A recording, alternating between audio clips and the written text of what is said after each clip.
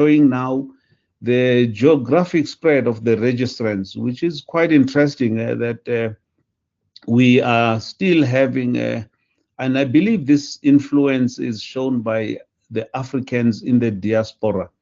You see France sitting with 8% registrant dispersion and 8% again in Panama.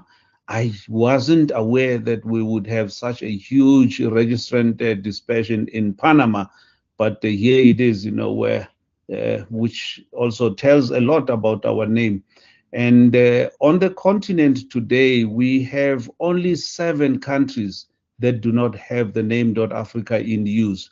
But it is a journey that we'll all have to travel together. I don't think we'll be defeated. Tenacity is on our side. Next slide, please.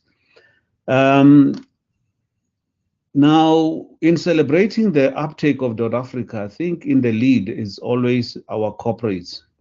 Your Barclays Bank, when they changed from Barclays Bank to ABSA, they adopted .Africa, and now they are slowly rolling .Africa as their name, not only the corporate, but even at the branch level across the continent. And then we have some law firms. And recently in Kenya, there was a beautiful, a launch of the nation .Africa, and it was really a majestic performance. It followed what we saw with ABSA when they had over 100 drones over the skyline of Joburg, in the launch of this. But this is to show some of the bigger entities on the continent who we believe are the trendsetters, who will influence the uptake of the domain name. More important than anything is fulfilling on the obligation to the continent, and that is addressing the .Africa Foundation. I am glad to announce that we now have completed the registration or incorporation of the foundation in Mauritius.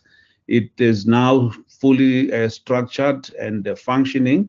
We are going to be launching. We're hoping to launch this physically in DRC Congo. Unfortunately, COVID came, but we are still fulfilling on our mandate.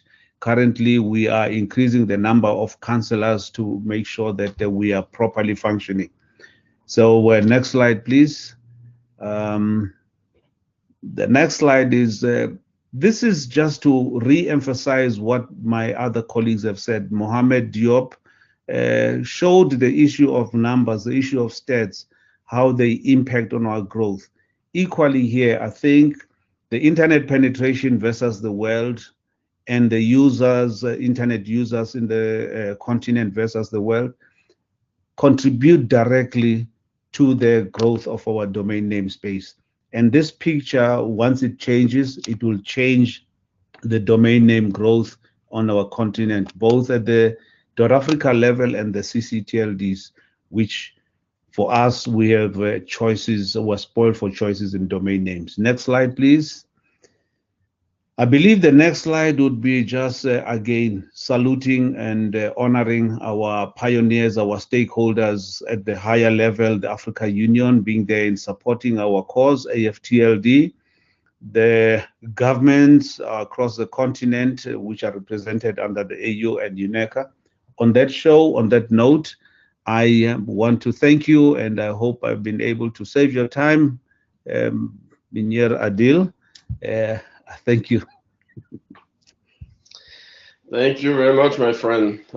Thank you. Yes, you did do your best. And we are now at the end of this panel. Very interesting and insightful from all of you. Thank you, .Africa, for holding the flag of the continent from the GTLD perspective, and we hope that that effort will help other the domain name as well, CCTLD, to follow suit.